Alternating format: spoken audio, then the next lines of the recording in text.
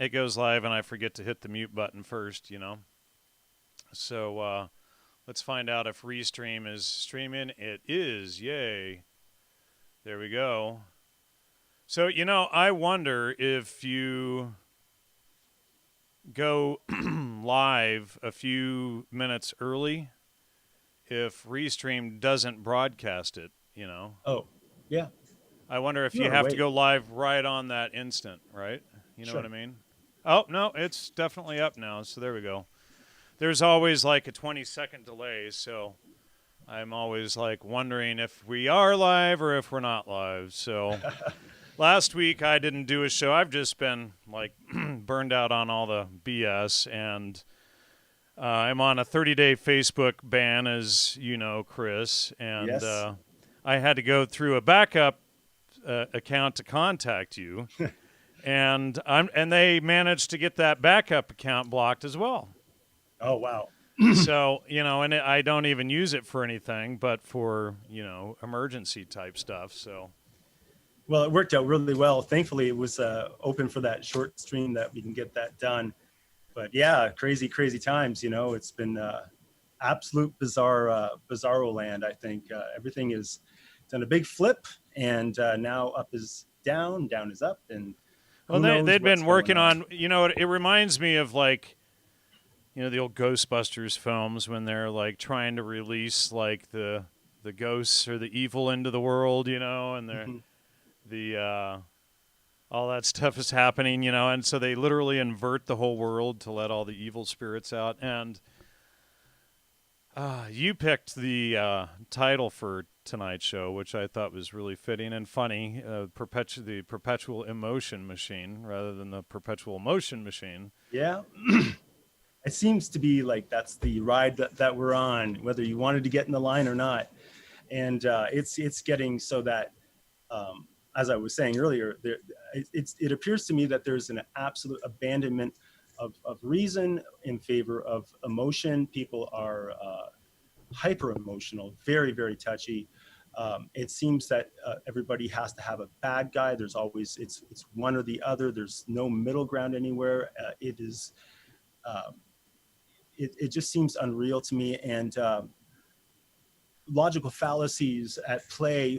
This whole COVID fear mongering and whatever's happening with that, even if there's a horrible virus, just the way that we're being treated with, like, now it's mandatory where I'm at to have to wear a mask if you're going into a commercial place. Last week it wasn't. This Right. thing's been Yeah. going on for how many months? And the thing is we had all an influx of illegal immigrants up from the south, and then suddenly everybody is forced to wear masks again. And it's like I never did wear a mask. The only time I've put one on was to go to the grocery store a few times, and then it's like quick in and out because I can't stand wearing Yeah. that stuff. And everybody's sick and tired of it. But, it's like 2 weeks ago when Steve Jones was on, we were talking about young Pharaoh's stuff and what he had been exposing and Mm-hmm. looking into the whole history of that. And, like you said, up is down, down is up. The Democrats ran the KKK. The Democrats were the Confederates who lost the Civil War, etc. The Republican Party was founded by the blacks and a group of whites together in Texas. All of the 1800s black politicians, every single one of them were Republicans. And so people will claim, well, there was a switch. The parties switched places. No, that's not at all what happened. What happened was the Democrats founded the KKK, the Ku Klux Klan, and then they went around and they beat and murdered the blacks and the white Republicans to vote Democrat. You either vote Democrat or you will die or we will kill your family. That is the so-called switch. And it's been going on, since the beginning. But the Republicans and the Christians always take the blame and the fall for everything. It's like Islam ran the slave trade, and the Christians are blamed for it. you know. Mhm. And it's this stuff across the board. The KKK, as Lloyd and I showed, was their book is called The Quran, I was after just the going to say Quran. that, Yeah, and they're called, Christian white, white Christians. And meanwhile, their book is called the Quran. right. Yeah. And it's like, okay, well, and going off emotion, I keep hearing these people, to put it nicely, talk about German fascism. And, Yep.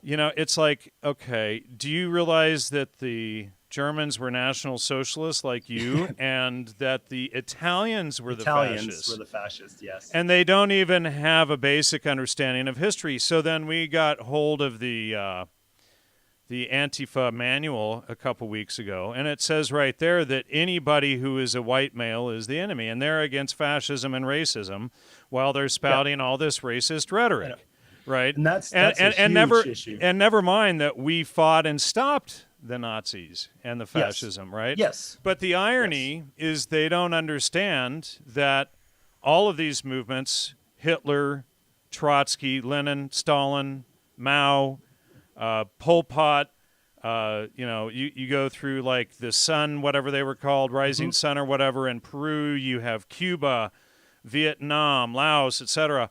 All of these movements that took nearly 200 million lives in the last century were all 100% leftist movements. Yep. And that's who gets the blame for it? The right does. It's the sinister left, and that's what they are, truly. And they are masters at deceit. And even to the point of like a smaller issue, just to point out the mindset of the left, is that recently I saw Ocasio-Cortez posted something about boasting about how the youth on TikTok occupied all these seats at the Trump rally that they were. You cut out there. Rally. Oh, I'm sorry. Just Ocasio-Cortez, AOC, was posting. She tweeted out, how happy she was that people use TikTok, a Chinese app, to reserve seats for the Trump rally and occupy them, even though they weren't going to go, just to have empty seats in the stadium. And I'm thinking, like,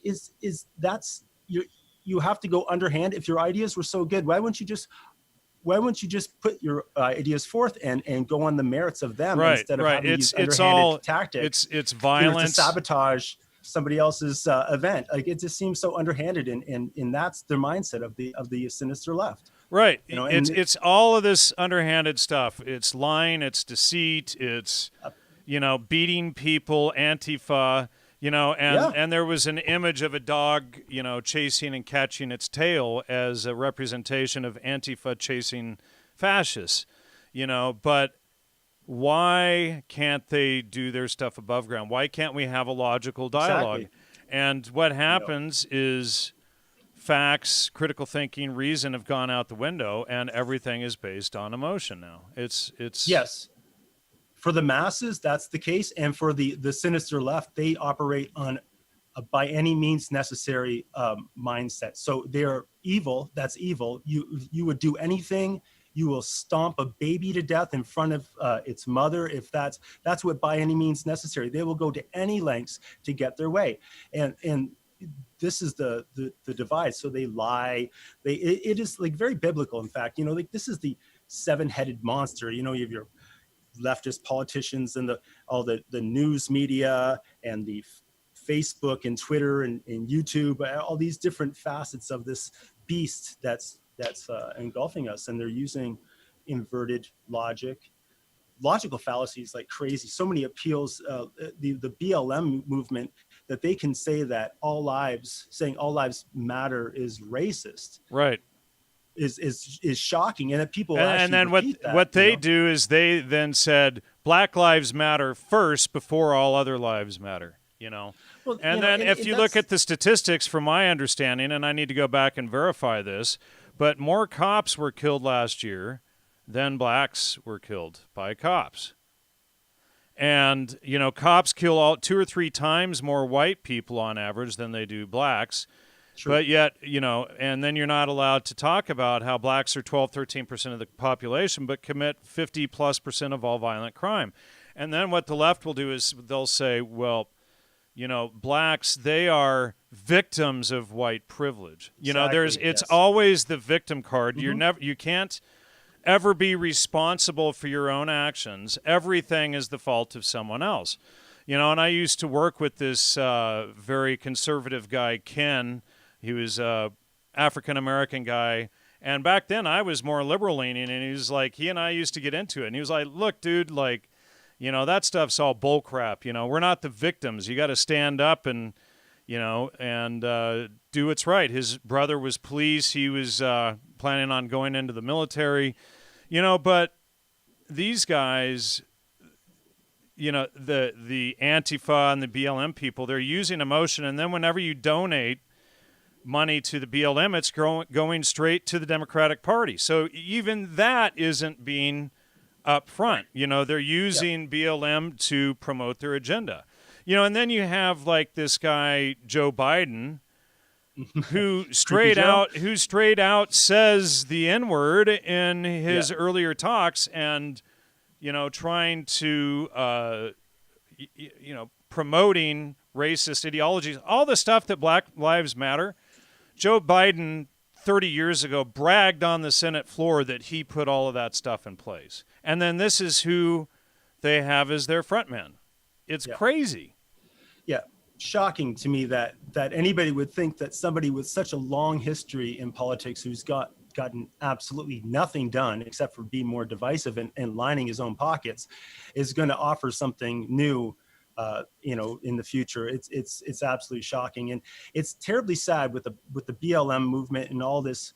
I posted on my Facebook recently, and I thought it was infantilizing that community. I think you're not treating them, these individuals, as equals, and I feel that it's terribly sad because you're robbing people of their agency and their dignity. You get something so important, doing things for yourself and knowing you're capable. And these are all capable individuals. Like, the only person holding them back are the ones going, no, you're a victim, and we don't have really high expectations for you, and you don't have to be held to the same standards as us. And that's wrong. That's treating people unfairly, and it's terribly sad, because I know what it feels like to build up my internal fortitude, to be able to withstand some of these waves of backlash, because I try to align myself with reality and with the truth of the circumstance. And I don't want to be prejudiced. I don't consider myself to be. People are saying I don't have empathy, and I do have empathy. I have empathy for these individuals who are being treated as children. I know a lot of these, a lot of individuals, and I don't have POC friends. I don't have gay friends. I just have friends, and some of them are Black, and some of them are gay, and some of them might be gay, and I don't know, and I don't really care. But these are good people. They're capable people, and I don't want to rob them of what they have, they deservedly have. And I think that that's what we're doing to these people, and it's wrong. And I think, it's they're the ones who I think are wrong for making excuses and going out marching and thinking it's okay to destroy people's property, because you're angry because of right. And then and then you look at George Floyd's thing. Okay, so that justifies killing 20 other people. That justifies burning down several cities. That justifies, and let's look at the history of George Floyd, career criminal. Oh yeah. He was when he died, they blood tested him. He had fentanyl and methamphetamine, and he was trying to pawn off counterfeit money. He had already spent 6 years in prison for holding a pregnant woman at gunpoint, putting the gun to her stomach.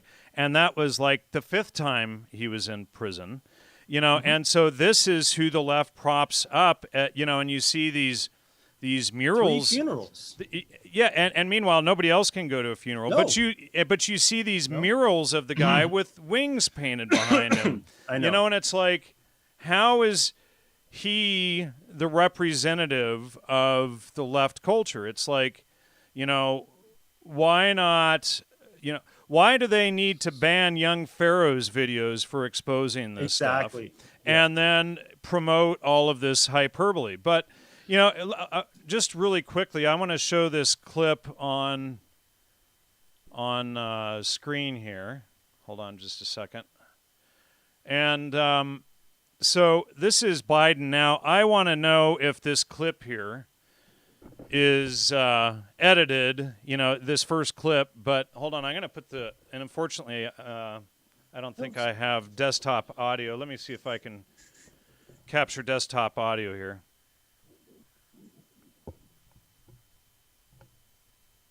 Oh, of course it's muted. We don't need any more. We already have a nigger mayor. We don't need any more nigger big shots. I learned a lot, and I learned that and Corn Pop was a bad dude. But here's this guy, this total racist. In this video, I recommend people watching it. Look this up, and I'll post it in the chat right now. It's pretty startling listening to what Joe Biden has to say, and then how all of this stuff, it gets blamed on Trump that he admits. It's just like it's just like the whole quid pro quo thing. Oh yeah, I was just going to bring that up. Joe Biden did it, and then actually Trump did it. Joe Biden actually did it. Yeah. And he admits it on video, and then Trump gets the blame. Joe Biden did it here, and Trump gets the blame. Exactly. It's shocking to me that, the idea that these blatant contradictions, blatant hypocrisy, it's just allowed to slide. Joe Biden sitting at the Council on Foreign Relations, bragging about how he told, the then president or prime minister or whatever it was of Ukraine that, you better get rid of that prosecutor or you're not getting that $1 billion. And though they impeached Trump over the same thing, and his transcripts don't even have anything to do with that. It's shocking to me. And yet people are so angry at Donald Trump for some odd reason. And he's done more things in the 4 years than Biden's ever done. Who did the prison reform? It was Trump. Who did nothing? Obama and Biden. You know, they put in the cages that they put the little kids in. They blamed that on Trump. Yeah. It's great, Jesus, unreal. They spy on the guy. I was never a Trump guy. I didn't watch his reality show. I had nothing to do. I never watched it either. Other than I think he's really funny, and I love how he pisses off the left. The guy makes me laugh. Respect him. He punches back. He doesn't take it laying down. That's he's a man. He doesn't sit around and cry in the corner. He comes back out swinging, and good on him, man. I have respect. That's respectful. But, you must be a racist, and that's another thing. It's like anything you say, it's just ad hominem. Well, you're a racist. Exactly. Or you're a misogynist. Oh, you didn't vote for Elizabeth Warren. You must be a misogynist because she's wonderful. Never mind that she has all these Second Amendment, anti-Second Amendment bills going. Never mind that she's pro-murdering babies. And all of this kind of stuff. We must be misogynist if we didn't vote for her. That's, one of my cousin's logic is everybody, including women who didn't vote for Elizabeth Warren, is a misogynist. No joke. Wow. That's my cousin actually goes around saying this stuff. And you cannot reason with these people. It's, it's completely bereft of fact.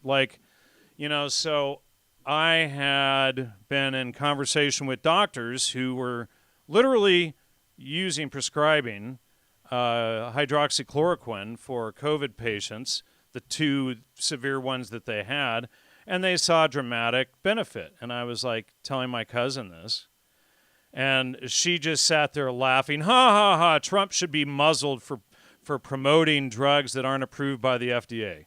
That was her response. And I'm literally talking to physicians every day on the ground. But, everything was appeal to ridicule, ad hominem attack. Yeah. And this is within my own family. Authority, right? Right. Oh, yeah. Well, I have the same thing, because of and again, I don't want to come down on anybody. The people I've been interacting with, they're all really good people. I don't think they're bad people, but the road to hell is paved with good intentions. And a lot of these good intentioned people, I think, are missing, they're wrapped up in emotion. They're allowing these fallacious ideas to take over. And we see what happens. It gets violent, it gets ugly, and it gets destructive. And I don't see a lot of these people who are pro, oh, well, it's just properties. But someone lost their life. I don't see you offering your property to be destroyed by the angry mob. Mob, if you listen to fools, mob rules. And it's true. The mobs are not where you want to go. Bernard C. Bernard C. in the chat is trying to figure out what I am. Is he a plain old conservative or what? Well, anybody who's watched the show knows I used to be liberal, and then as my son grew up, you mature. There's an old saying, if you're not a liberal in your 20s, you don't have a heart. If you're still a liberal in your 40s, you don't have a brain. And so, if you're still a liberal in your 40s, folks, you don't have a brain. So we've been dealing with these protests in our town here. Yes. And I got into a conversation with this old lady, and the Republicans, they're evil, and and they want to genocide everybody. And I walk up to her and I say, well, did you know that every major genocide for the last 200 years was committed by the left? Well, what about the corporate genocide and the Nazi fascists? I said, well, actually, the fascists were Italian, and the Nazis were National Socialists. And but the left has literally committed all of these genocides. Well, what about Trump's preparing for a genocide? What genocide is he preparing for? Well, Black Lives Matter. It's like, well, if Black Lives Matter, then why do you vote for liberal politicians who then promote abortion and put Planned Parenthood centers in black neighborhoods if Black Lives Matter?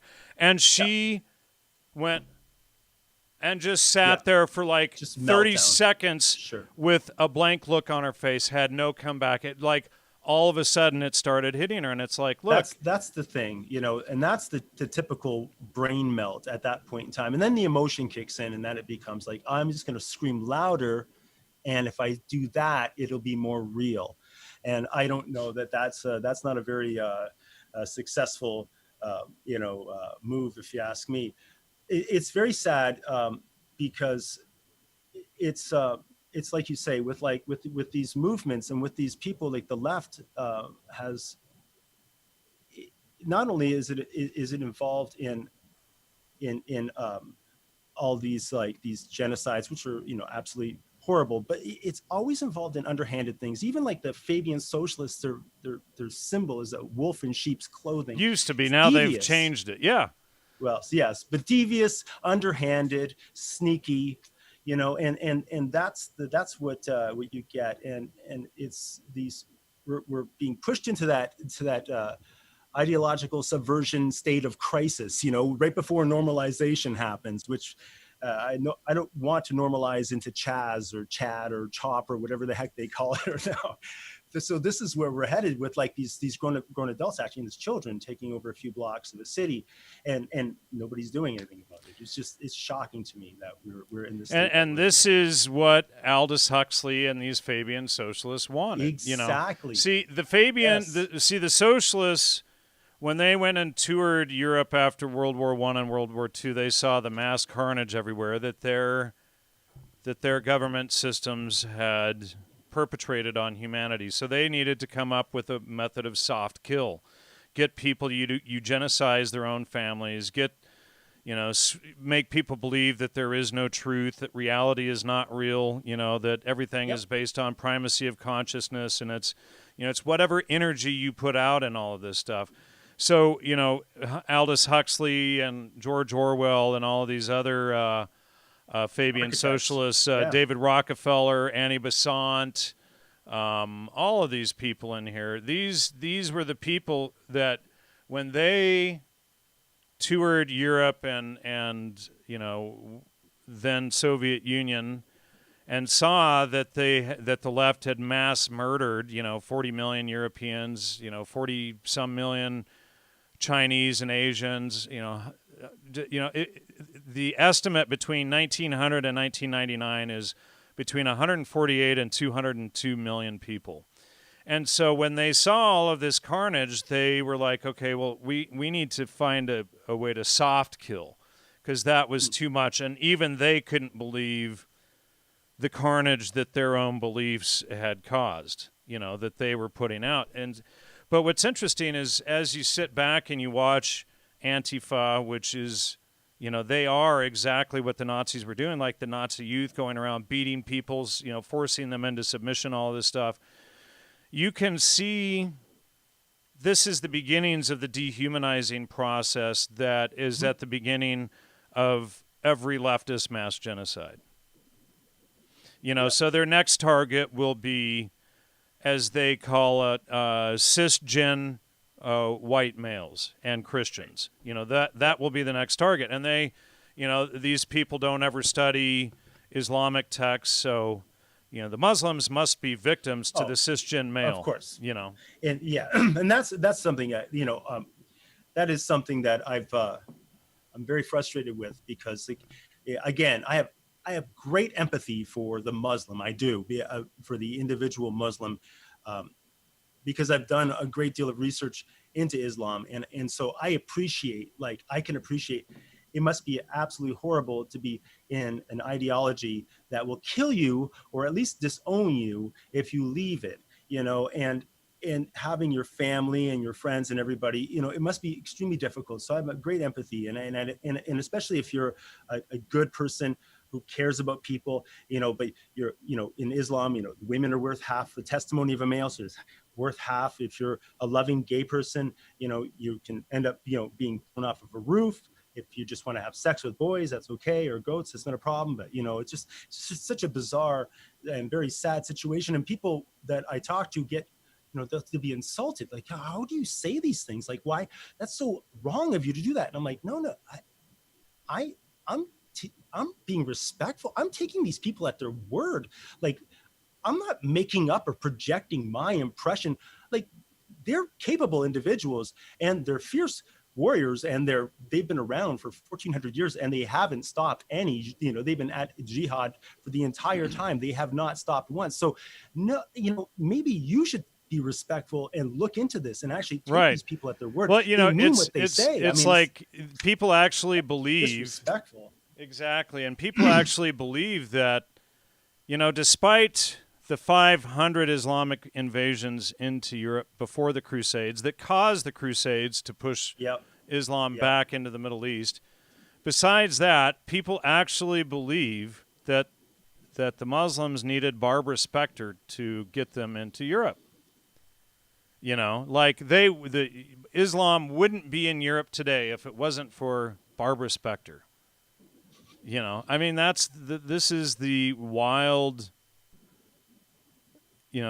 pathological nonsense that these people believe, Yeah. It's just that mindset of, oh, you don't understand. It's like watching, what's his name? Ari Horowitz. He goes around interviewing people on the left, and then he'll say, hey, are voter ID laws, are they racist? And all these people at Berkeley, all these white people, oh yeah, they're really racist. And goes to Harlem, are they, talking to? Oh, I lost you again. You still there? Go ahead, repeat that last little bit. No, I'm just saying, like, he would go around and interview like white liberals in California about voter ID laws if they thought they were racist, and they would think, they all said, yeah, these are racist. And then people in Harlem, he'd interview them, and they'd say, no, I carry ID. Of course I carry it. Everyone I know who carries ID. And it's this expectation for lesser, like they're not capable of. They don't have data on their phone. Like, they just make these presumptions that are just insulting, and they don't mean it, but it's still insulting. Or perhaps they don't mean it overtly, but it is ultimately, I see it as being insulting. And I think, Jesus, at what point are we going to start treating people equally? Can we not just be equal? We have equal rights, we should be sharing equal dignity. Should we not? It's terribly sad. It just really is. It's shocking. Everything is flipping around. White privilege. Oh, you don't understand this. You have white privilege. No, you know what? Maybe two-parent privilege. I'll say I have that. Yeah, well, and that's, okay, so don't get divorced. So whose fault is that except your own parents for getting a divorce? Exactly. You know, and so it's like, okay, so I was privileged because my parents worked hard, and but my parents, in my case, my parents did get divorced when I was 9. So it's like what do you say to someone who has 5 kids to 5 baby daddies, you know? Right. And Exactly. other than, you know, maybe sit down and read the Bible and learn what it says about that, you know? Absolutely. And And that's a huge thing. following the path of righteousness was important. You know, so and the irony to me is that the left attacks the two things that give them the freedom to whine, bitch, and complain about everything. They attack Hmm. firearms and the Second Amendment and the Bible. That's where their freedom to whine, bitch, and complain comes from. And they don't even understand that. But, you know, in the United States, since January, it's been nonstop record gun sales, and most of them are to leftists. And but you know, so we've had 15 million gun sales in the United States since January. So that's what that's like A lot of guns. 5. That's like 5% of the population has bought a gun since January. And you know, but what they don't understand is the act of buying a gun is even the very first step. And there's somebody in the chat right now that, and I'm not going to say your name, but I taught them to shoot several years ago, and they were like a full-blown liberal. And by the time they pulled the trigger the second or third time, they had that, wow, I get it now. And, you know, the light bulb went off, and within like a year, they were conservative, they were Christian, their whole outlook on everything changed. And, you know, so, but what these people don't understand is that when you go out and you buy a gun, sure, you might think that you can hold on to your liberal ideology for a little bit, and some of them will. But the vast majority of them, that's the first major step in becoming a conservative, is taking responsibility for your own, for yourself Yep. and your family's Yep. safety, Hmm. you know, and not relying on somebody else and saying only they should have guns and we shouldn't have guns. So now a lot of these people are waking up and realizing, oh, there is a reason for the Second Amendment. Yeah. And now that they're trying to defund the police, you know, it might not be a bad idea to arm yourself over. So you know, apparently, it's crazy. apparently Bernard thinks this episode is about National Socialism. If you go in the database, Bernard, under Nazis, you can read a whole paper that debunks National Socialism and communism and fascism and all that horse shit. So I recommend you go there. I believe it's under Nazis. It should be in there. But let me see. Nazi eugenics, Nazi propaganda. Let's see. I'm just going to just look for this here for a second. Third Reich Nazis. It should be under that, maybe. Yeah, Hitler's socialism, defeating the counter arguments. It's right down here at the bottom.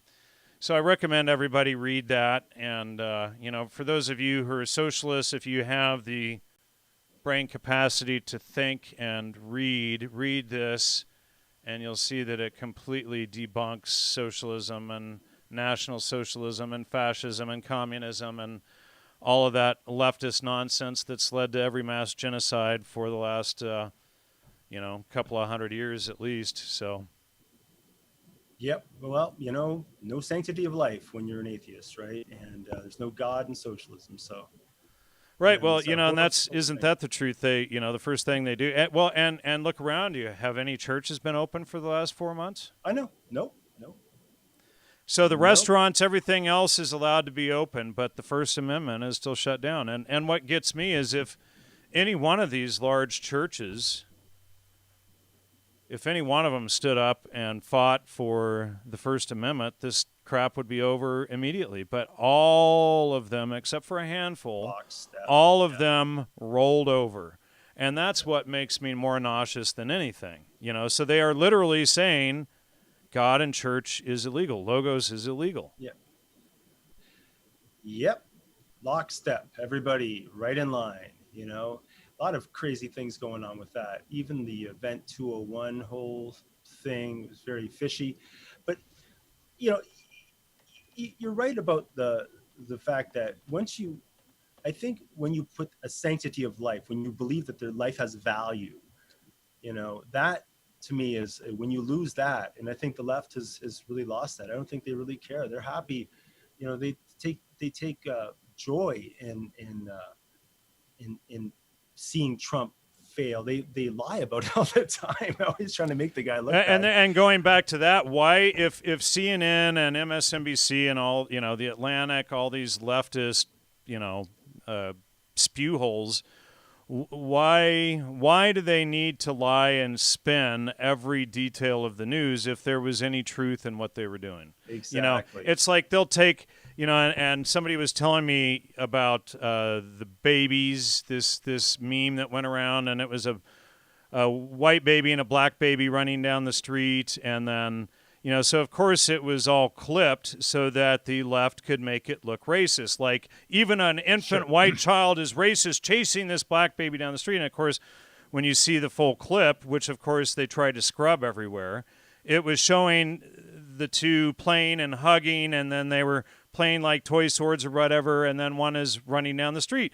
But you don't get the full picture. So, the leftist media has to use these snippets to lie and twist everything. So then when people look up the full version, you see, oh, the left is lying. And of course, CNN and all of these leftist fake news outlets, they, have to spin this stuff. And the irony is it was the left, the fake news, who in 2016 created the term fake news to shut down outlets like this one for exposing Pizzagate.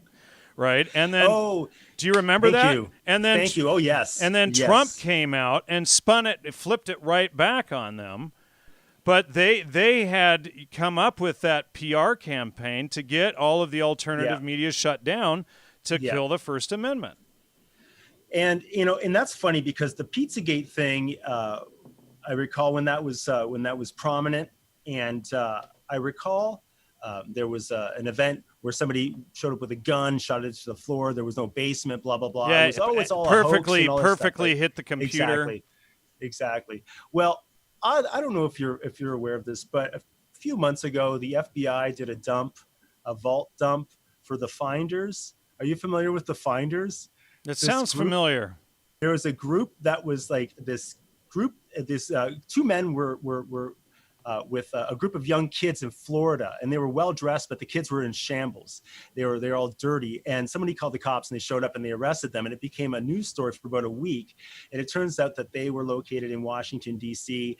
or somewhere out in the vicinity, and it was the leader was called the Game Finder or something like that. And it was a very weird. He was ex-military, some weird type of thing, and they were doing something with children, and then the story went away and it kind of vanished after that. And it was part of that whole satanic panic of the 80s.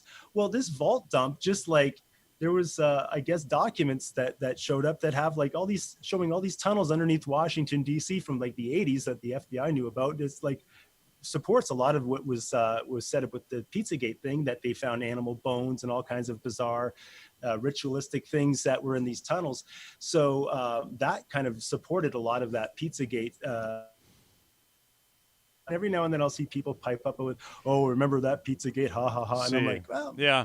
Look into the Finders." Here's Peter Nagel. Zionism is the winner in this synthetic confusion. Never mind that we just finished talking about Islam and we did 27 shows exposing the bait and switch on that. You still have, and it's probably a fake sock account or something, but usually these clowns are. And what's interesting is YouTube recently blocked the ability to right click on the user's name and go to their channel to see their information, see what they're all about. Right. Kind of do some but so you get these people that are all selling the we should worry about 14.8 million Jews and not 1.8 billion Islamists. That and never mind the Islamic texts clearly say that. Never mind that we went through the Talmud and all that stuff and found like one or two of those quotes true, and the other 57 were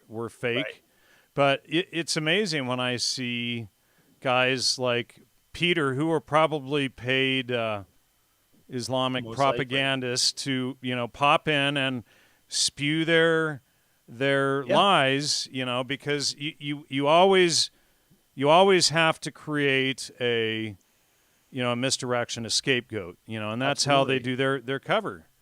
Yep. The Jew is, that's it, man. I mean, they See, get the brunt. banks, media, academia, and never mind that Lloyd and I did the whole follow the money thing, Yep. and we showed who was funding the media, who was funding academia. It was like Israel was like 38th on the list Yep. behind all these Islamic countries, but you have, guys like Peter Nagel who have never once cracked a book to verify any of this stuff. They just regurgitate it because, people like Ryan Dawson and Adam Green say it. So they're Well, they're they're going to be good little mouthpieces for the propaganda, I just saw a video friend sent me this morning, I think it was, with Roger Waters of Pink Floyd spewing the same BS, and it's like, oh my God, just yeah, it's just so obvious this anti-Semitism that just coming flying out of this guy's mouth, and it's again, you're just looking at things and making sense of the information that we have available to us. That's why I'm so stymied by everything going on right now, because like, if you just look at things and just step back and unpack it all and just sit it in front of you, you have to come to some sense here. I mean, it can't, it's not leading to where you think it is. You're just walking in circles and you're getting more emotional. That's what this guy Peter Nagel is doing. As you're saying, he's walking in circles. Well, Israel has proxies. Oh, well, don't you know that Islam was created by Israel, and the Islamists aren't responsible for anything they do? They're victims, It's always this, this whole victimization thing. They work by proxies. They don't have any facts to support this stuff. You do 50 hours of shows exposing how all of this is false and where to look up the real citations and everything. Lloyd and I and Todd and Sonia Azam, we spent a lot of time exposing all of this. Absolutely. Very in depth. And I recall I remember talking to you about this early on, saying you should really look into this. I was reading the Robert Spencer, The History of Jihad. My mouth was on the ground. It was shocking. And it's around that time, I think you had already started working with Lloyd on some of these shows. And it was just, it's worth your while knowing. And the citations are there for you to actually go and check yourself. And now he's quoting the KGB's Elders of Zion as his evidence, which he's probably never read either. So bye, Peter. You're banned. You're too much stupid crammed into one person commenting. Well, disinfo, goes a long way, and you got to keep those demons. Got to keep those horns nice and sharp, and yeah, it's very sad. It's So it's we never did have one person bring up primary citations that proved anything that Lloyd and I did was wrong. Right. And that's the big thing, asking for anybody to produce any kind of evidence is like almost like you're insulting them. I don't understand that. If you're going to make a claim, like a great claim recently, there's systemic racism, and I'm there in the U.S. You have a black president for 2 terms. You have how many black politicians, how many black mayors, how many black police chiefs, police officers? Like there's so many people, military, every. Oh, but you're a racist. I know, and it's just sad because again, like they deserve their accolades. They deserve to feel like they got there. Like affirmative action is robbing people of their of that internal feeling. Like, yeah, man, I made it here myself. That's the very important. Well, in LA, if you want to have a contract with the city of LA, a business contract, a minority automatically gets the contract before a white male. If you're a woman or a minority, they automatically pick you before a white male. Right. That is like racism. That yeah, it's been like that in Canada for some time. My brother worked in Toronto at a bank, and he was overlooked. He had more qualifications than some other guy, but the guy was a different ethnicity. And these things happen all the time. He's just like, hey, man, nut up next time. Better luck next time. But these things, they've been happening for a while. And this whole reverse, let's just, hey, we're going to be equal, but just not right now. We're going to have to put our finger on the scale and just have to deal with it for now while we try to, it doesn't work. We either treat people equally now, or we don't treat people equally. And there is a fundamental divide there where I just don't think people get that. It's like, well, we have to treat these people because they're gay, so you have to watch out. And this guy's trans. This group needs special. Everybody, Yeah, exactly. everybody started out with the same rights and the same freedoms across the board. Don't kill, don't murder, don't. Exactly. Don't treat people different. And then but then gays, they get special rights, and then a guy decides he wants to wear a dress, so he needs special rights, and a horse decides to be a human one day, so the horse needs special rights, and and we're going to attack this guy here because he's not going to bake a cake for this guy over here. But, you can't force so-and-so to do this because, it's pick and choose. There's so many obvious contradictions at play in the treatment of different parties with different things. And it's just, at some point, I'm waiting for people just to go, hey, whoa, what's going on? And some people are, but there's a lot of people that are just, nope, it's racist. We're going to go march in our supremacy movement. Like BLM is supremacy. Feminism is supremacy. LGBTQ, yada, yada, that's supremacy. These are not. Oh, but don't you know, if you're of these minorities, let's have a relativist fallacy. We can't be racist or bigoted because so they always power structure. They always use a relativist. They always use a relativist fallacy to justify their actions every single time. Exactly. And then if you point out the relativist fallacy, well, you're a racist. Sure. You're a bigot. You're a misogynist. But it's okay. I mean, okay. So we must be racist while blacks have had Black Entertainment Channel, etc., for decades. But if you had White Entertainment Channel, that would be racist. But so the opposite is always allowed to be true. Yes. But obviously, all of that stuff is allowed to be, and everybody just gives it a nod.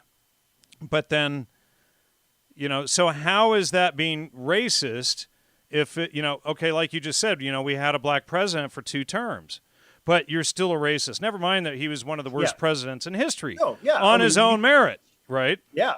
Right. Yeah. Like, I mean, he had 2 tries and he wasn't I don't think he was a very effective president. People love him. He was a very good orator. He was a very good, great command for a lot of these people. They looked at, adoringly upon him and just waiting for his little driplets of words and his, we will have this cadence of way he delivered things. So he just kept you kind of like waiting for the next word to come in. But I don't think he was a very good president. In fact, I was pulling for him. I pull for every president. I pull for every leader because I want them to do a good job because I want to live in a good world. So I'm hoping that everyone is doing a good job every time. I'm like, I hope they do a good job. And when Trump came along, I'm like, I hope he does a good job. But honestly, people say he went around grabbing pussies or whatever. He didn't say that. That was number one for me. I'm like, he didn't actually say that. He said he could. He was talking to a guy saying, you won't believe that these women throw themselves at me. And I can believe that because he's a wealthy guy. So it doesn't strike me as being odd, and yet demonized. They take everything out of context, no matter what he does. And what's, and you get all these misandrist women who are jealous because he didn't grab their pussy. Yeah. Well, the great misandrist marches, with the pussy hats and the vile. We have the slut marches, vile. You get dressed up, in like next to nothing. Gay pride, like there's no pride. And we all know pride is like the deadliest of the 7 deadly sins. So maybe we shouldn't engage in I pride, logged into YouTube tonight, at the top of YouTube, right when I logged in to start setting up for, to put everything in for the show tonight, they had pride stuff at the top of the page, and it was like, wow, and But what is pride, folks? So let's look at pride here. Let's find out. So let's see. Defining our terms, the are we? first Oh, boy. of the 7 deadly sins. Yep. The deadly exhibition of this quality and attitude bearing conduct or treatment of others, arrogance, haughtiness, a consciousness or feeling of what is befitting or due oneself or one's position, which prevents a person from doing what he considers to be beneath him or unworthy of him, especially as a good quality, legitimate, honest, proper pride. Notice how they say proper pride. Yep. Also as mistaken or misspelled feeling, and then false pride. But pride and prejudice, let's see, the feeling of elation. Where'd it go? Hold on a second. Let's see. The feeling and pride of those who belongs, hence the best of a class, country, love, display, ostentation, worldly pride or ostentation, vainglory, applied to a peacock when presented with the tall, expanded, and the wings drooping. So, so somebody who's peacocking, that's pride. Usually that's considered, a derogatory term. So, the best, highest, most excellent, flourishing state or condition. And so sexual desire in females, pride, the group of lions, blah, blah, blah. What's funny, though, is when you look up stuff like, let's go, come on, what's the term? Diversity. Let's look up diversity, yes. folks. Oh, yes, to divide.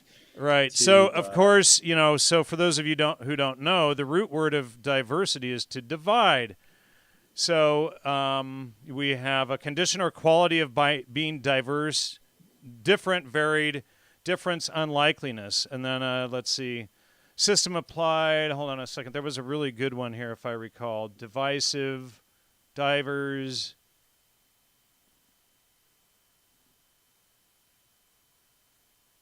Okay, difference, oddness, wickedness, perversity.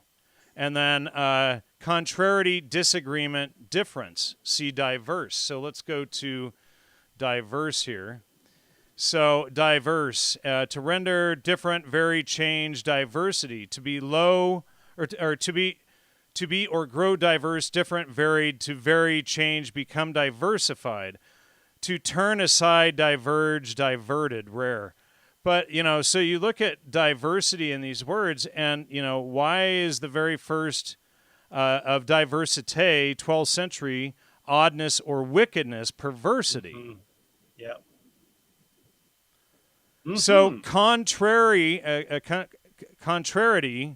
to what is agreeable, good, or right, perverse, evil, mischief. Wow. So, it's like... And so what's interesting is you see Merriam-Webster, and Noah Webster is probably rolling in his grave, but they're announcing that they're going to be changing the word definitions to fit this new definition, and it's like, I wonder what the Oxford English Dictionary has to say on racism here. I've never looked that one up.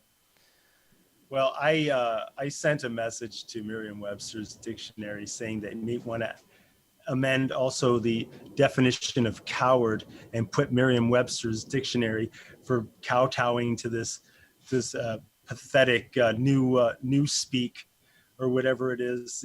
This is absolutely horrible. When they're gonna now, are they gonna say, well, it's racism depends on the whatever it is they're saying, because they're marginalized. Yeah, here's what racism says in the Oxford English Dictionary.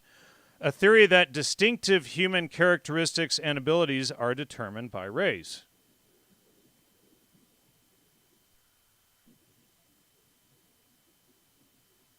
That's all it says. That's it, eh? That's it.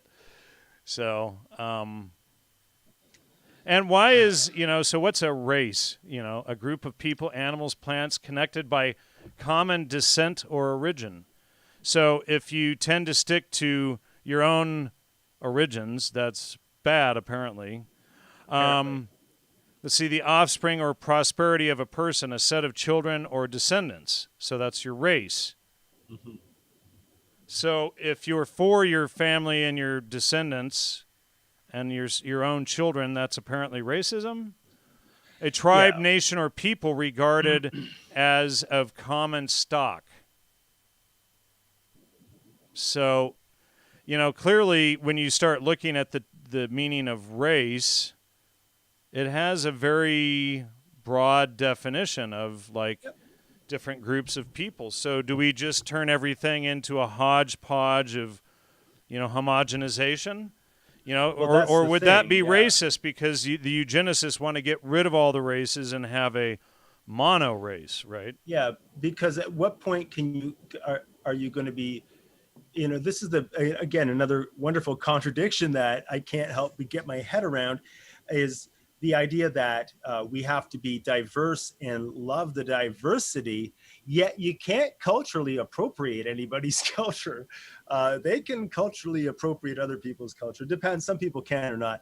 But like Justin Trudeau, the walking contradiction, prime minister here in Canada, who is all pro-Islam, feminist, and pro-gay all at the same time, which again, it's a shocking thing, where anybody who has any kind of knowledge about these things is just like, wow, this is such a massive contradiction, and yet he will say that, no mankind, we have people kind, and that Well, man is a race, not a okay, gender. exactly, yeah. So and that gets spun too. Oh yeah, of course, and women, and where white privilege came from was from some women's study professor, apparently from like the mid 80s, and I'm sure there was a Y in there somewhere. But Justin Trudeau, he's Canada, we're against cultural appropriation. Like they stop it at universities. They couldn't do some things where they would like wear Mexican stuff, or because it's culturally appropriating. But yet he'll go to India and put on the costumes. He's gone blackface.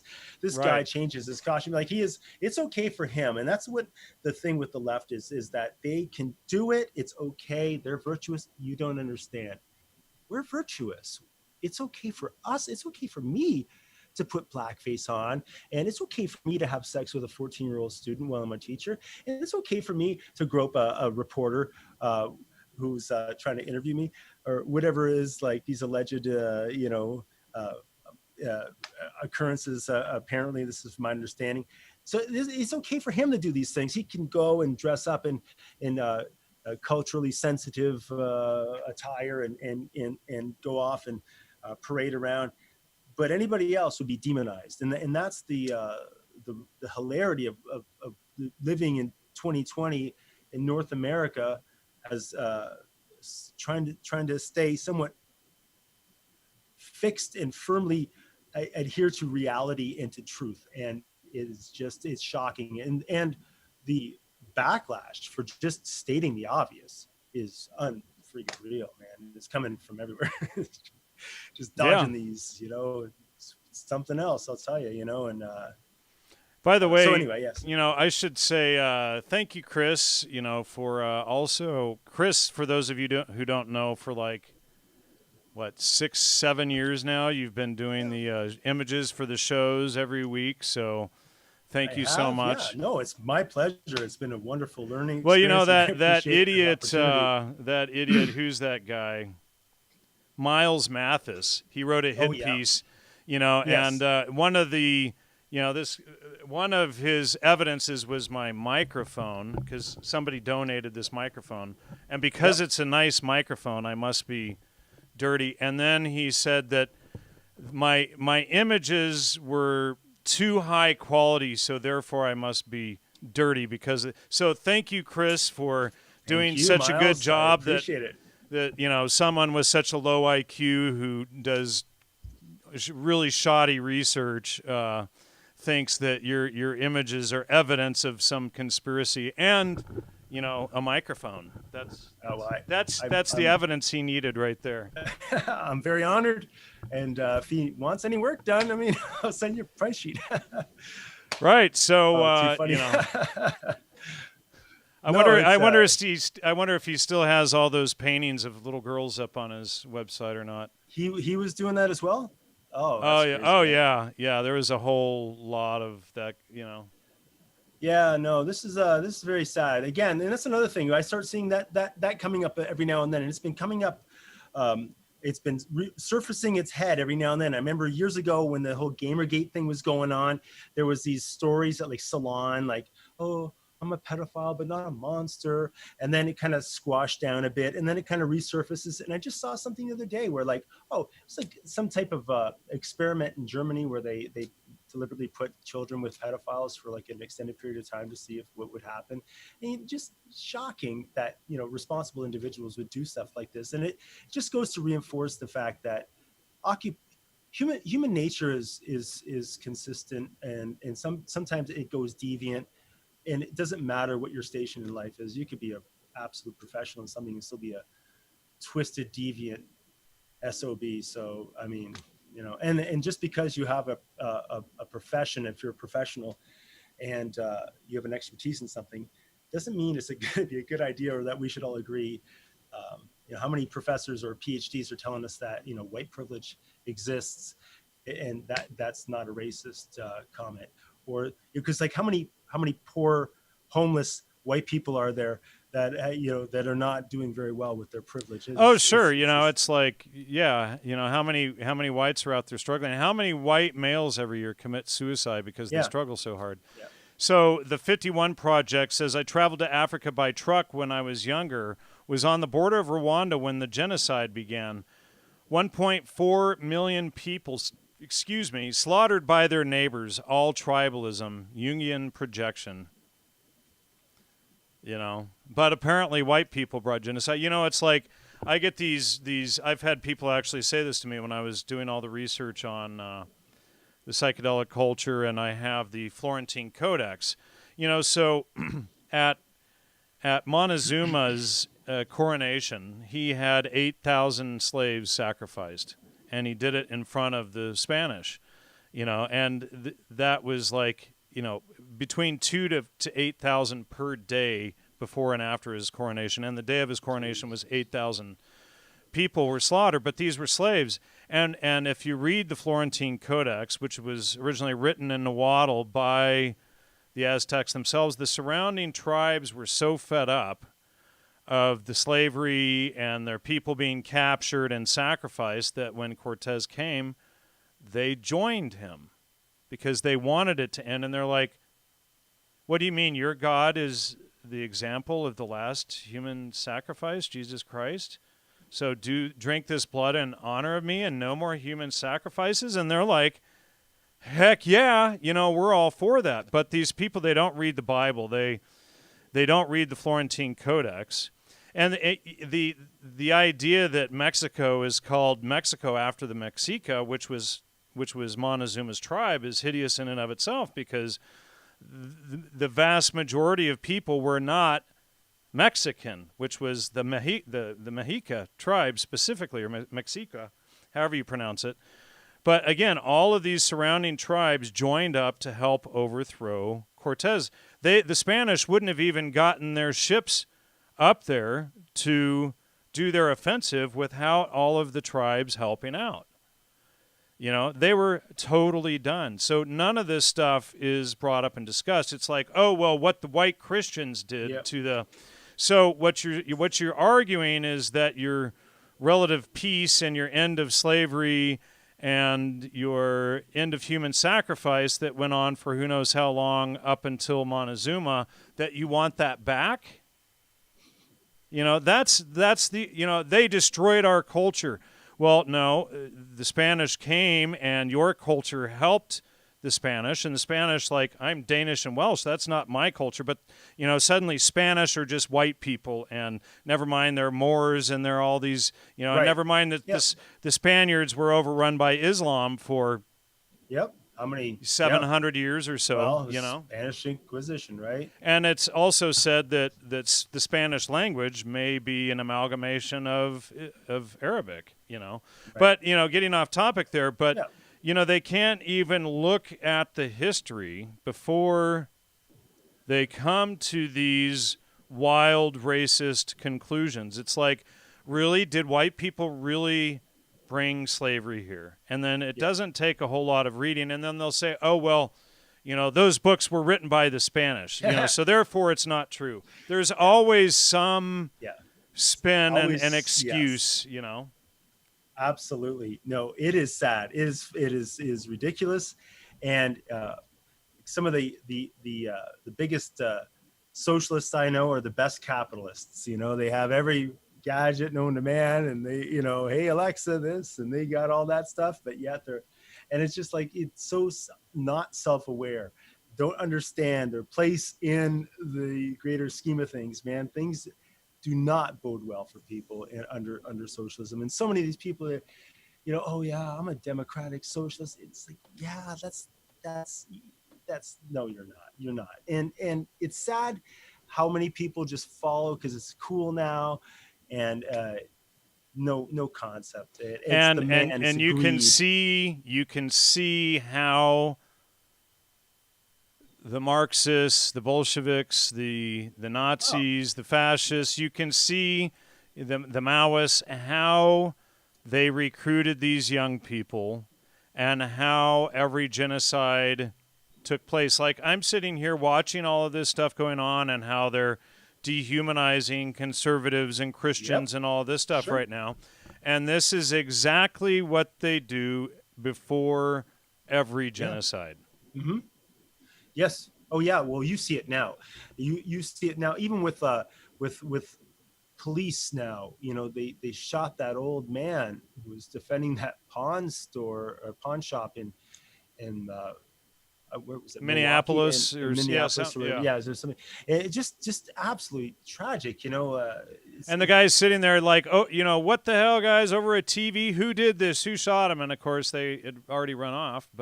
And he was the former police chief. Yeah, just shocking that life has no value for people. Yet George Floyd's life had so much value that it caused so much stuff, and it's riots and protests and burning down businesses. Lots of them were black owned, or people that relied on these businesses were African American people, and no concern for these individuals. No, but this one individual, we have to go over the top. This one individual who is a lifetime criminal. Yep. And career criminal. How many contacts with the police did this individual have? How many individual contacts did he have with the cops? And this is another thing. At what point are we going to ask and say, okay, what responsibility does the actual individual have? I've dealt with the cops. I've dealt with the police. You cut out again. Okay. Repeat that last sentence again. Yeah, my dealings with the police are generally pretty good, but I've had a few occasions where it's been, mouthy. I've gotten like, I'm going to rip you out of the car. Okay, yeah. But you have to understand, you're dealing with an armed individual at this point. And if any moves you make, you're responsible for your actions. And it's all about govern or be Floyd governed. had committed armed robbery twice and held a woman, like we said earlier, at gunpoint, a pregnant woman at gunpoint with the gun held at her baby, at her stomach. And he spent like 6 years in prison for that, 5 or 6 years. So, sure. But this, again, going back, this is who they prop up as their, like as their hero. Would say that as well. Like, why are we holding these people up? And, nobody, I haven't heard one person defend the cop, and nor do I think, it was a pretty violent thing to see. And, I don't recommend that. And at the same time, he was on fentanyl and meth. So no, for sure, absolutely. But have you also noticed how with Chauvin was a black cop, a Latino cop, and an Asian cop, but somehow these three are ignored, and it's all about white racism. Well, even the guy, the Wendy's drive-through guy. I don't know if you saw that video I did. where. Okay, so now this police officer is being charged with murder, which is absolutely ridiculous because he had everything. This guy, the perpetrator, the guy who got killed, asked for that. He attacked these people. He tried to tase them. At what point do these people? At what point do they get to defend themselves? Oh well, it's because he kicked him once he was already shot. And it's like, wait a second. So you know what? Let me find this, and then we're going to wrap it up here in a minute. But somebody had sent me a video last week that I want to show. And sorry, everybody, for being on FB jail. So I am getting your messages. I am still reading everything. I just can't respond still. I think I've got 7 or 8 days left. It's pretty ridiculous. By the way, I got banned for sharing a meme that was shared like 10,000 times, and it was all live splatter. And so I got 30-day Facebook jail for sharing that meme. No joke. So never mind that like half the people I know shared it. They didn't get in trouble. Just me for sharing that. So where the heck is it now? I'm not seeing his... Usually he pops up right at the top. He sends me so much stuff. I wonder if he, like, turned off his account for the one time I go look for his thing here. Jeez. Yeah, he must have, like, shut it off yesterday or something. I don't know. I'm not seeing him all of a sudden. It's like it's this guy in Budapest in Hungary. He's always sending me stuff. So I don't know. He sent me a really good video clip, though, that I wanted to play. And now, of course... I can't find him. So he gets on Facebook jail often as well. So I wonder if he got in trouble too. Yeah, there seems to be quite a few people that I've noticed that are not there. I've been able to avoid that. I ask a lot of questions. I don't make a lot of. I try to keep it somewhat civil, but even though I try to be at least to provoke a discussion about things, and if we can define our terms. It was the very first one, and for whatever awesome. reason, I didn't scroll like this much up to see the top one. Hold on just a second. Yeah, go for it, man. So this is upsetting. Let me see if this is going to play first. But for those of you who have children watching, you may not want to see this. So he sent me this the other day, and no, I don't want ads in Hungarian. Thank you. Majorska. All right, so this is a shootout. Now, of course, it's not going to load. There's a video right here. Let me see if I can get it to load in another browser. Jeez. Figures that would happen right now when I want to show this thing. I don't know. It's like it doesn't want to show Hungarian-specific content, I guess. Let's see. All right, so here it is. So this is pretty upsetting, and these cops actually get shot, you know.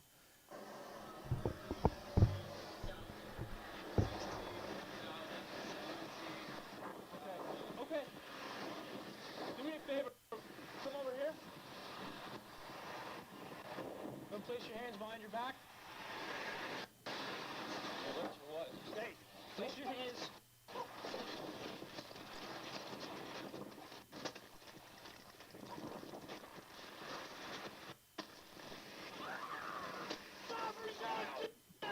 I got him. Keep the taser on. Stop resisting!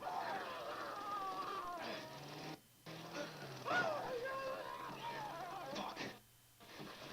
Keep the taser on. Get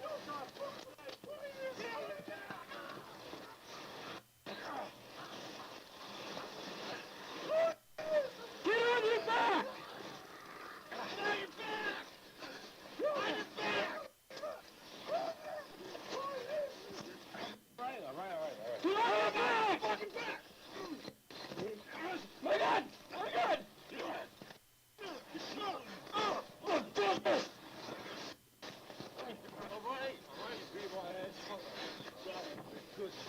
Get the fuck on your back!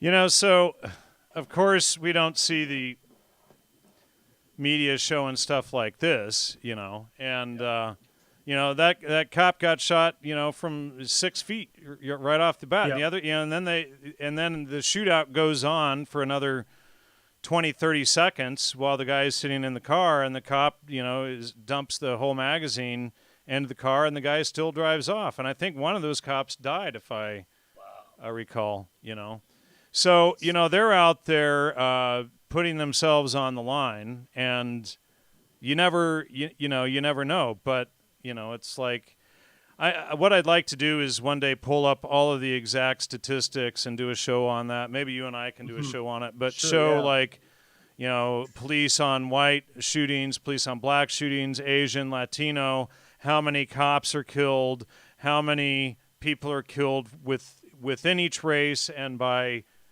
each other, you know, the other Yeah. races as well. So you know, Yeah. no, that was not, the video is obviously in English, but it was from, somebody sent it to me from a Hungarian website. So, Right. you know, why isn't that making headline news here?